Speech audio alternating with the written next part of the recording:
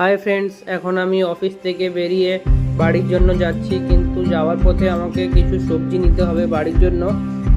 এখন অনেকটাই রাত হয়ে গেছে, 7:30 মতো বেজে গেছে। তো সবজি দোকানে সবজি পাওয়া যাবে কিনা সেটাই দেখতে হবে। চাই চলো দেখি কি পাওয়া যায়, তোমাদেরকেও দেখাই কি নিই।